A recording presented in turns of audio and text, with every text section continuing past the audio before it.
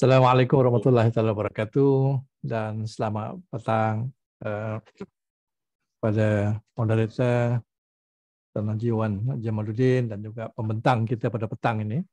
Kali ini saya ada kesempatan untuk secara live. Sebelum ini sisipan yang saya gunakan ialah banyaknya rakaman. Tapi pada petang ini awal tahun Al-Muharram tahun Hijriah ini saya ada kesempatan untuk bersama. So jadi alhamdulillah tidak lama saya akan ambil kurang daripada 10 minit untuk perkongsian dalam sesipan ini. Sebenarnya tajuk Dr. Rabi ini menarik minat saya untuk berkongsi berdasarkan beberapa saya punya concern ataupun saya punya keprihatinan saya tentang proses instruction yang berlaku di sekolah. Kita tahu bahawa apabila kita di sekolah ini guru-guru kita dia berhadapan termasuk pengetua dan juga guru besar berhadapan dengan kaedah pengajaran kita yang selama ini agak konvensional disebabkan ada beberapa kekangan.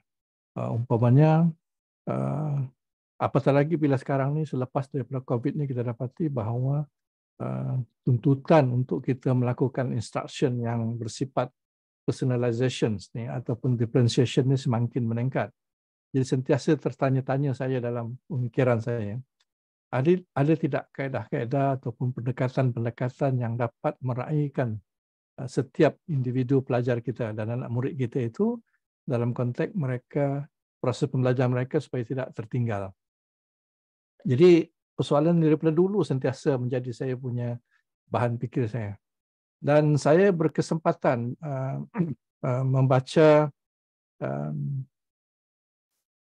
perbincangan tentang teori tentang mastery learning ini, dan saya urut balik dia punya perkembangannya apabila sebenarnya teori mastery learning ini yang mengikut pengetahuan saya lah, saya tak tahu detailnya tapi saya lihat perkembangannya itu ialah dia dibincangkan seawal tahun 68 lagi oleh Benjamin Bloom.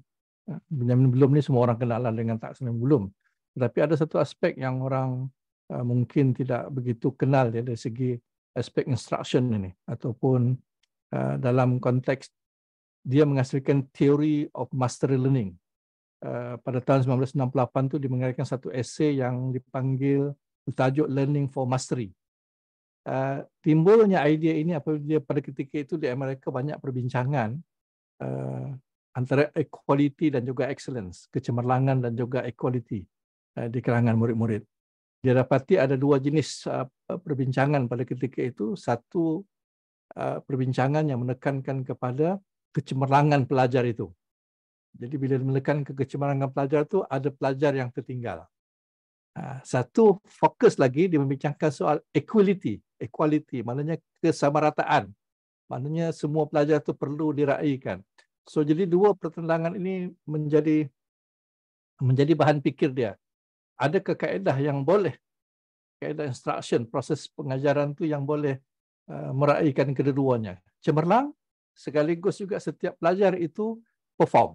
Yang ini dia punya latar belakang tu menyebabkan saya berminat untuk mengikuti perkembangan tentang teori master learning yang dibincangkan, sebab ini juga menjadi masalah kepada kita.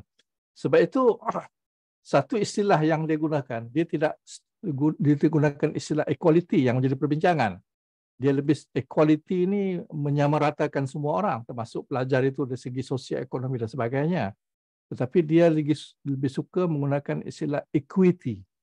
Equity ini maknanya the starting point untuk setiap pelajar itu berbeza-beza. Dari segi latar belakangnya, keupayaan belajarnya, kadar proses pembelajaran yang berbeza-beza. Jadi dikata equity ini sepatutnya kita sekalikan dengan kecemerlangan. Sebab itu ada istilah yang disebut pada ketika itu, all student can learn, semua pelajar boleh belajar. Tetapi yang menariknya Benjamin Bloom ini dia menggunakan istilah all student can learn excellently. Itu yang menarik tu. Semua pelajar boleh belajar dengan cara yang cemerlang. So, jadi maknanya dia menekankan bukan sekadar kepada equality daripada segi input, dari segi input, tetapi juga dia membincangkan apa kata orang tu, excellence, achieving dari segi outcome. Sebab itu dalam proses master learning itu, outcome itu menjadi asasnya. Kita letak satu target, kemudian semua pelajar boleh mencapai target itu berdasarkan dia punya kadar pembelajarannya. Di situ nanti mungkin Dr. Rabi boleh bincang detail, saya tidak pakar dalam bidang itu, tetapi saya tahu konsepnya. Tetapi yang menjadi masalah kepada Benjamin Bloom, mungkin dia tidak ada masalah. Dia tidak sempat, dia hanya boleh menghasilkan teori pembelajaran mastery ini, tetapi dia tidak sempat memberikan perincian-perinciannya. Dan dalam konteks itu saya dapati, saya mengenali satu lagi sarjana dalam konteks ini, ialah tu Thomas Gaskey. Saya kenali Thomas Gaskey ini ketika saya buat master dan juga PhD, tapi dia terkenal dengan evaluation dalam pembangunan profesional guru dan juga tentang assessment. Saya sempat membeli buku terbarunya awal tahun ini. Sebab saya kenal dia. Buku tu yang ini ya, dia bertajuk apa tu Master Learning.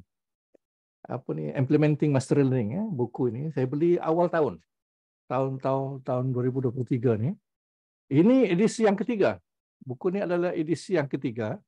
Edisi pertamanya tahun 1985 ketika dia menghuraikan Theory of Implemented Learning itu sebagai panduan kepada guru. Ini merupakan salah satu buku pertama yang practical guide untuk melaksanakan master learning itu. Kemudian edisi keduanya tahun 1997, dia sudah melihat personalized learning. Pada ketika itu sudah mula dibincangkan. Dan buku ketiga ini adalah dia respon juga kepada selepas COVID. Ini buku ini selepas COVID, dia respon bagaimana online learning itu membantu kepada master learning. So jadi saya cadangkan kalau berminat baca buku ini sebab menarik. Tetapi dalam buku ini, walaupun dia sudah bincang master learning dan cabaran-cabaran dalam apa itu dalam zaman sekarang ini, naratif baru sekarang ini, tetapi dia tidak boleh dapat memberikan alternatif penyelesaian kepada satu kekangan dalam bilik belajar kita. Bilik belajar kita dengan pelajar yang 30, 25, 40 orang itu, yang dia tidak boleh atasi ialah, tidak boleh bagi penyelesaian ialah masa. Kita punya masa kita terhad. Kalau kita di Malaysia dalam 40 minit gitu kan, 45 minit gitu, ataupun 30 minit, 30 minit, itu masa tu masih terhad. Paling tinggi pun 2 period. Kita boleh gabungkan begitu. So masa kita membuat master learning itu masih terhad, walaupun digunakan kaedah macam-macam cara. Saya tertarik satu buku lain. Ini buku ini baru beli, susulan daripada buku yang tadi itu. Buku ini ditulis oleh Jonathan Bergman, The Mastery Learning Handbook. Buku ini pun bagus juga sebab yang dia ini, Jonathan ini ialah pakar dalam flip classroom. Dia master dalam flip classroom. Yang menariknya, dia memberikan jalan penyelesaian yang dihadapi oleh Thomas Gaskey tadi, yang tidak boleh tahu. Jadi tapi bila dia enhance dengan menggunakan pendekatan flip classroom. Jadi maknanya flip classroom ini mengayakan lagi pendekatan mastery learning, di mana pelajar itu flip classroom seperti kita tahulah, bahan itu disediakan, pelajar itu di rumah, dia tahu dulu bahan-bahan itu, dibaca video dan sebagainya. Bila sampai classroom, dia akan bermula. Itu flip classroom. So jadi my point, bukan saya nak bincang tentang yang dua ini, walaupun dia menarik perhatian saya untuk memberikan kita alternatif dari segi proses, instructional proses yang menyelesaikan masalah-masalah yang kita hadapi, kekangan yang kita hadapi. Sebab itu kata Thomas Gaskey dan juga Jonathan Bergman ini ialah master learning ini ialah group based instruction. Di group based, bukannya sebab itu digunakan differentiation punya kaedah. Di group based bukannya individual student tu. Dia ada satu pendekatan lagi dipanggil personalization system of instruction. Itu betul-betul individual. Sebab itu kaedah tutor tu bersendirian. Itu personalized. Tetapi dalam pendekatan mereka berdua ni, dia mengatakan ini adalah group based. Maknanya masih lagi dalam grup. Itu yang menarik perhatian saya. Nah, my point is begini. Proses pengajaran pembelajaran ni di mana-mana pun kita akan menghadapi masalah. Bukan saja di Malaysia, di mana-mana negara pun dia akan menghadapi masalah. Tetapi yang menarik perhatian saya ialah kreativiti dan semangat orang untuk mengatasi kekangan ini. Nah, sebab itu saya sebenarnya menyuruh kepada rakan-rakan pengetua, guru besar dan juga guru-guru kita, jangan putus asa untuk mencari pendekatan, kaedah yang berterusan. Bayangkan daripada zaman Benjamin Bloom, pergi Thomas Gasky, pergi Jonathan, tujuannya satu saja, untuk menyelesaikan kekangan yang kita hadapi dalam pengajaran pembelajaran. So sebab itu bila saya memulakan proses CDL online ini, ialah salah satu tujuan saya ialah supaya kita boleh berkongsi pengalaman itu dan mencari penyelesaian berdasarkan sekolah masing-masing. Yang unik itu latar belakang kita. Mesti ada cara.